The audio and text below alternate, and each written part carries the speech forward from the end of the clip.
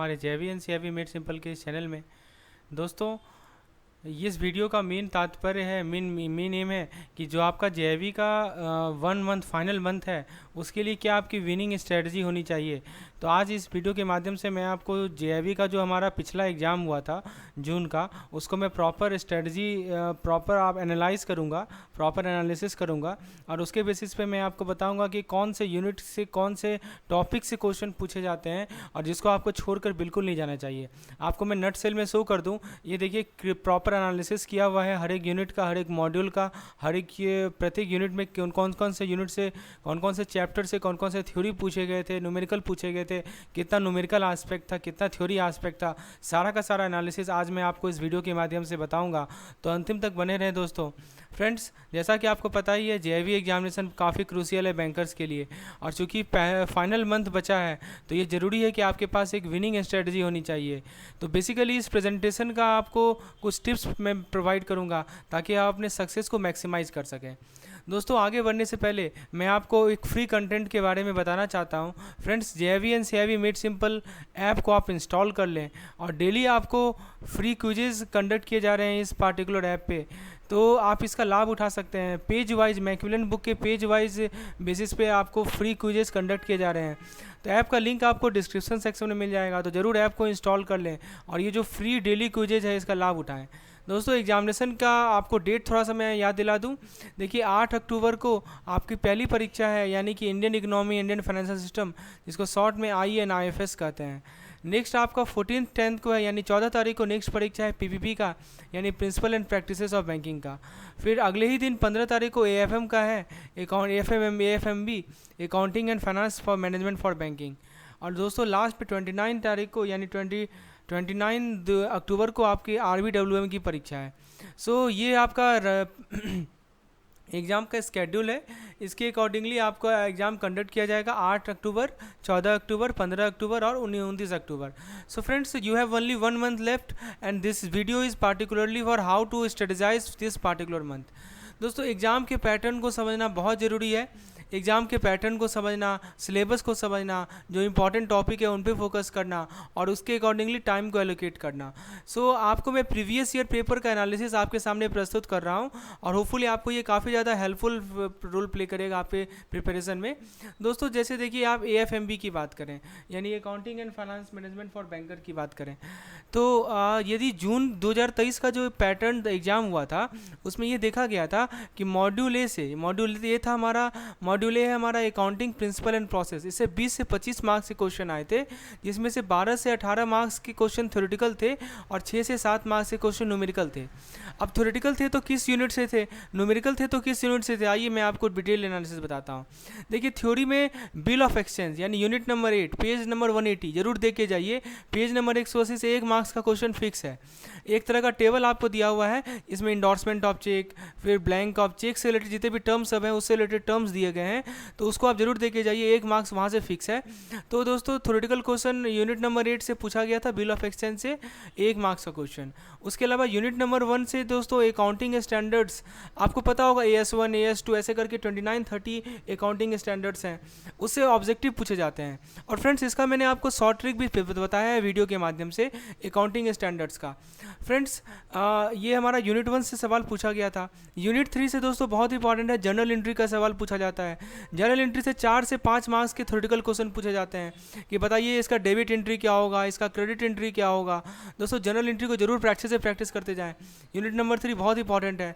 Friends, यदि आपको सबसे पहला प्रायोरिटी रखना है तो जो मैं आपको बता रहा हूँ यूनिट, उनको प्रायोरिटी पे रखना है, क्योंकि इससे देखा गया है पिछले साल पिछला जो हमारा एनालिसिस है उसमें इससे सवाल पूछे गए हैं, तो ज़्यादातर चांस है कि क्वेश्चन रिपीट हो, कंसेप्ट रिपीट हो। उसके अलावा दोस्तों, यूनिट नंबर 3 से रियल अकाउंट, नॉमिनल अकाउंट, ये सभी अकाउंट को जरूर देखे जाइए, 2 से 3 मार्क्स से क्वेश्चन पूछे जाते हैं। यूनिट नंबर 4 यानी कि BRS से, ठीक है। तो दोस्तों, इसमें पासबुक और कैश बुक के बीच में डिफरेंस पूछा गया था कि विच of the following correctly explain the difference between passbook and cash book, तो जरूर इसे देख के जाइए। Unit number 11 stages of statutory account, ये बहुत इंपॉर्टेंट है। तो बेसिकली ऑडिट से रिलेटेड ये टॉपिक है। स्टैट्यूटरी ऑडिट जो होता है हमारा, उसके क्या क्या स्टेजेस होते हैं, इससे सवाल पूछा गया था, तो जरूर इसको देखे जाइए। यूनिट नंबर 11 फ्रेंड्स, आपके लिए एक्सक्लूसिवली एक क्रैश कोर्स हमने लॉन्च किया है अपने, एक 1 मंथ क्रैश कोर्स लॉन्च किया गया है, जिसके अंदर दोस्तों आपको सारा कंटेंट मिलेगा। You will get PDF, you will get videos, you will get mock test. Specifically mock test को डिज़ाइन इस तरह से किया गया है ताकि आपका कोई भी कंसेप्ट छूटे ना, और एकदम एग्जाम लाइक इंटरफेस आपको मिले।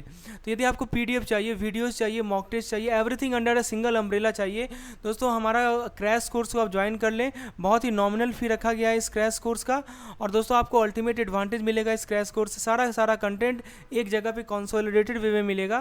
फ्रेंड्स, कहाँ कैसे इनरोल करना है, तो लिंक आपको क्रैश कोर्स का मैं डिस्क्रिप्शन सेक्शन में प्रोवाइड कर देता हूँ, आप उस पर जाके इनरोल हो जाए। और क्रैश कोर्स में दोस्तों वही कंटेंट आपको मिलेगा जो कि एग्जामिनेशन पॉइंट ऑफ व्यू से इंपॉर्टेंट है। केवल उतना आप कर लें, आपको प्रीवियस ईयर क्वेश्चंस में जो हमारे क्विक रिवीजन सेशंस की PDF है, वो PDF, videos, mock test, and every cost is only ₹200 per subject. So quite simple, quite easy, quite आपके लिए दोस्तों काफ़ी ज़्यादा ये अफोर्डेबल है, अफोर्डेबल रेट पे मैं प्रोवाइड कर रहा हूँ। तो होपफुली आपने देखा कि मॉड्यूल ए से हमारे ये सभी एरियाज़ है जहाँ से थ्योरेटिकल क्वेश्चन पूछे जाते हैं। यहाँ तक न्यूमेरिकल एरिया की बात करें मॉड्यूल ए की, तो यूनिट नंबर 6 यानी डेप्रिसिएशन बेस्ड न्यूमेरिकल पूछा जाता है। इसमें straight line method, return down value method, इससे 2 से 3 मार्क्स के सवाल आते हैं दोस्तों, ज़रूर देख के जाइए। उसके बाद दोस्तों यदि मॉड्यूल बी की बात करें, तो मॉड्यूल बी है हमारा financial statement and core banking system. इस मॉड्यूल बी से दोस्तों AFM में 10 से 15 मार्क्स के थ्योरेटिकल क्वेश्चन और 10 से 15 मार्क्स के न्यूमेरिकल क्वेश्चन आते हैं। जहाँ तक थ्योरेटिकल यूनिट की बात करें, तो यूनिट नंबर 14 बहुत ही इंपॉर्टेंट है। इसमें दोस्तों कंपनी अकाउंट में टाइप्स ऑफ कंपनी को जरूर देखे जाइए, 2 से 3 मार्क्स के सवाल पूछे जाते हैं। उसके बाद यूनिट नंबर 14 से ही स्वेट इक्विटी शेयर क्या होता है, इसको देखे जाइए। यूनिट नंबर 14 से LLP यानी limited liability partnership, over subscription share, इन सभी से सवाल पूछे जाते हैं दोस्तों, जरूर देखे जाइए। तो आप देख सकते हैं यूनिट नंबर 14 का काफ़ी ज़्यादा वेटेज है फ्रॉम द मॉड्यूल बी। उसके अलावा यदि हम नेक्स्ट यूनिट की बात करें, तो यूनिट नंबर 12 यानी बैलेंस शीट का डेफिनेशन से दोस्तों डेफिनेशन पूछा जाता है बैलेंस शीट से रिलेटेड कि ये बेसिकली नेटवर्थ क्या है, और भी जो हमारे अलग अलग एस्पेक्ट है, एसेट क्या होता है, लायबिलिटीज़ क्या होते हैं, तो इससे सवाल पूछे जाते हैं 1 से 2 मार्क्स के। और यदि हम न्यूमेरिकल एरियाज़ की बात करें, फिर talk about the numerical areas, then we have unit number 13। Unit number 13 में दोस्तों कॉस्ट ऑफ गुड्स सोल्ड, पिछले बार COGS से 1-2 मार्क्स का क्वेश्चन पूछा गया था, right, it was just like a case study. So please go through this unit number 13 and specially cost of goods sold. और भी दोस्तों यूनिट नंबर 13 में और भी न्यूमेरिकल ओरिएंटेड यूनिट्स टॉपिक्स हैं, उससे भी जरूर देखे जाइए। लेकिन जितना मैं आपको यहाँ बता रहा हूँ, जरूर इसको तो आपको फर्स्ट साइट में देखना है, राइट। तो unit number 13 cost of goods sold, balance sheet equation पे दोस्तों MCQs पूछा जाता है, न्यूमेरिकल क्वेश्चन पूछे जाते हैं 1 से 2 मार्क्स के। तो please go through this balance sheet equation as well as cost of goods sold, very important. Now let's come to the module number C financial management.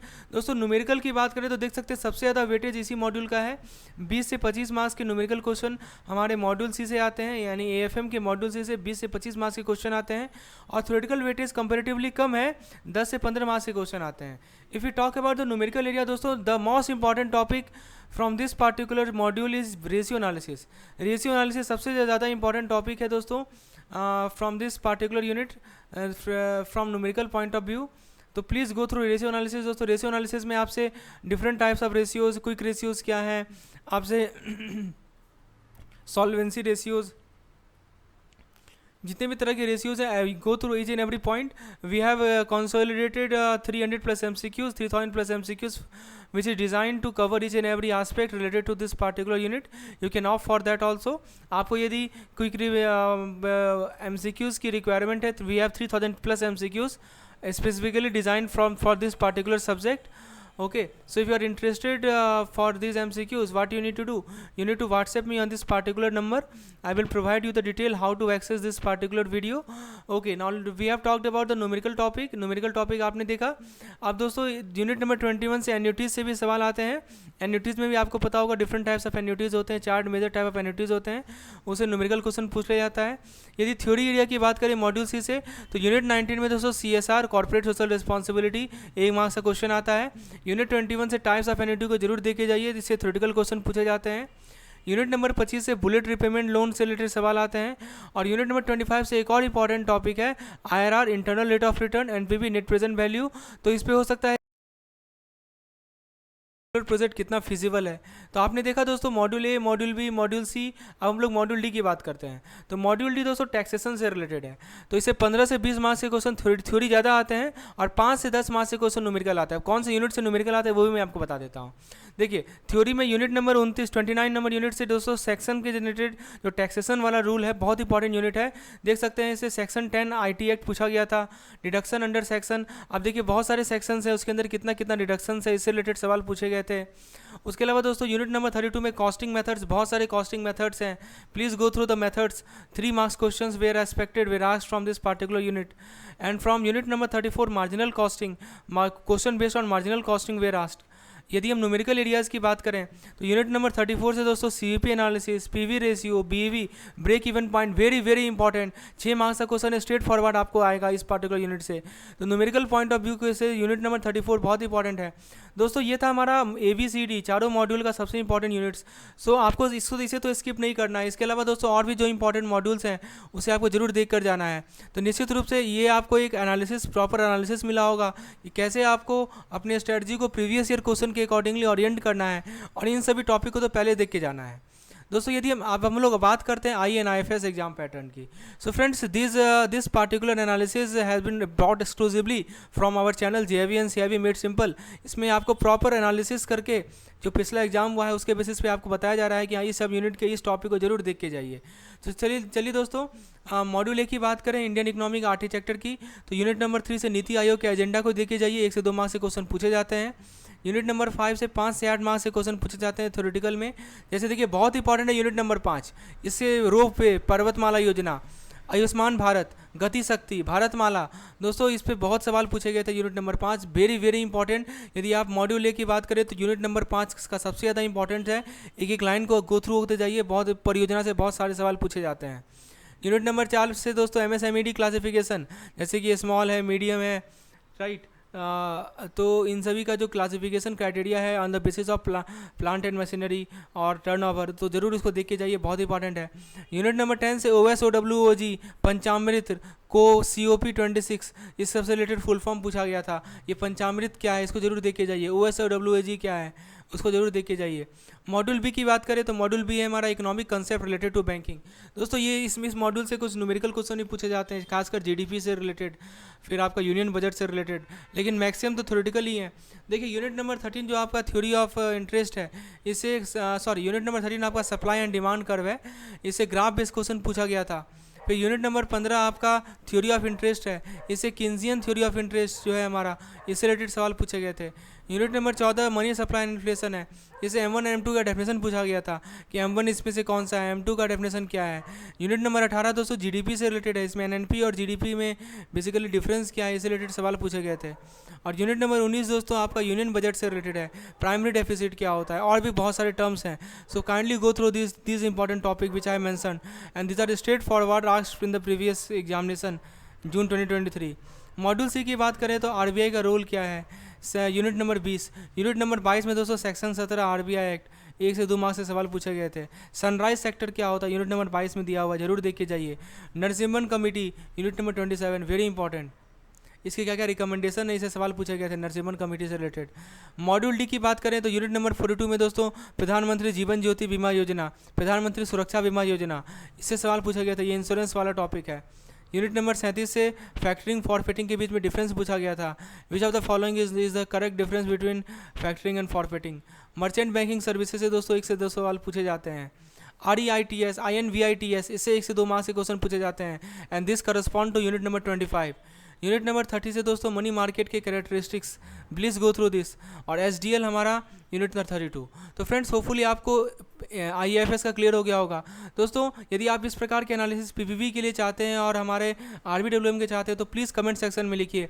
मैं नेक्स्ट वीडियो में आपको PPV का एनालिसिस और RBWM का analysis आपको provide करूंगा कि कौन सा यूनिट सबसे ज़्यादा इंपॉर्टेंट है, कौन सा यूनिट लेस इंपॉर्टेंट है।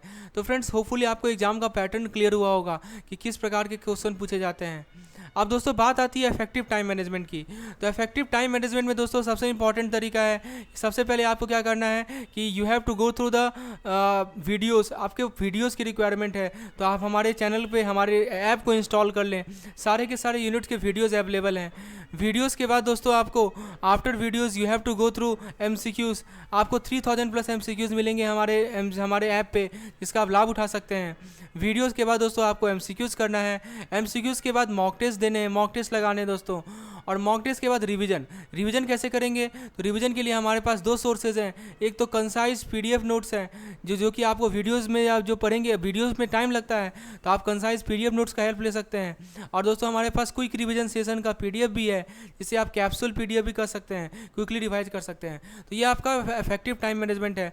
आपको हर एक यूनिट के लिए पहले वीडियोज़ देखना है, उस पर MCQs अटैम्प्ट करने हैं, मॉक टेस्ट यदि समय बचता है तो अटैम्प्ट कीजिए और उसे रिवाइज कर लीजिए।